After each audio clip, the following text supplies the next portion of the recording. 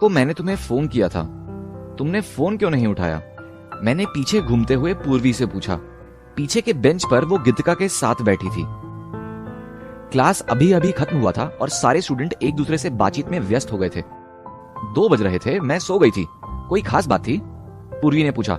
नहीं, बस ऐसे ही, मैंने कहा और वापस सीधे होकर बैठ गया। तभी Pradeep Bhatnagar sir political science का क्लास लेने के लिए अंदर दाखिल हुए।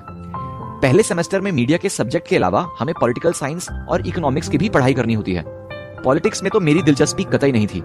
मैं अपनी बेंच से उठा और सबसे अंत में जाकर बैठ गया। मैंने सुडोकू खेलने के लिए अपने बैग से अखबार निकाला ताकि भटनागर सर के बोरिंग लेक्चर से दूर रह सकूं।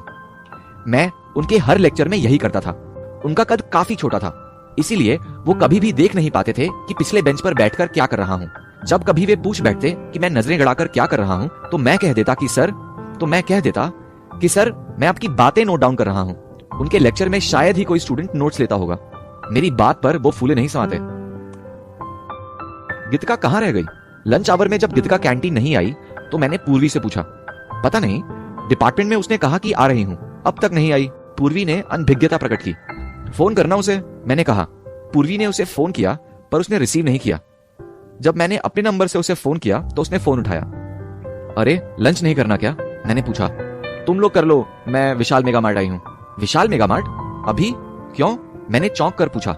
कुछ खरीदना था। उसने टालने की कोशिश की। क्या था? कुछ, उसने कहा। वो बताना नहीं चाहती थी, इसलिए मैंने भी ज्यादा जोर नहीं दिया। ठीक है, मैंने कहा और फोन रख दिया। विशाल मेगा मार्ट एमपी नगर में ही हमारे कॉलेज के ठीक पीछे था। मुझे थोड़ा अजीब लगा कि वो लंच आवर में विशाल मेगा मार्ट गई है, और वो भी बिना बताए। ऑल इज वेल, मैंने मन ही मन सोचा। मैंने पूर्वी के साथ लंच किया और वापस क्लासरूम में आ गया। कैंटीन में पूर्वी विद्या से बात करने लग गई थी। क्लासरूम खाली था। मैं एक बेंच पर बैठ गया और अपना प्रिय सुडोकू खेलने लगा। थोड़ी देर बाद किसी ने मेरी मेज पर टिफिन बॉक्स जोर से पटका। मैंने नजर उठाकर देखा तो गीतिका थी। मैंने ठीक ही सोचा था। गीतिका का चेहरा बता रहा था कि वो कितनी गुस्से में है। इससे पहले कि मैं वजह पूछता, वो पीछे के बेंच पर जाकर बैठ गई। मैंने टिफिन बॉक्स खोला, उसमें 2.5 रोटी और थोड़ी सी सब्जी थी। मैंने पीछे मुड़कर देखा तो वो मेज पर चेहरा लटकाकर लेटी हुई थी। मैं उसके पास गया और बगल में बैठ गया।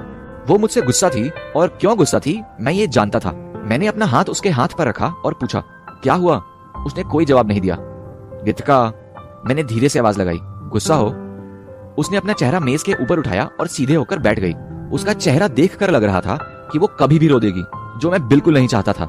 कल रात तुमने मुझसे बात करने के बाद पूर्वी को फोन क्यों किया, वो भी बिना बात के? उसने नाराजगी जाहिर की।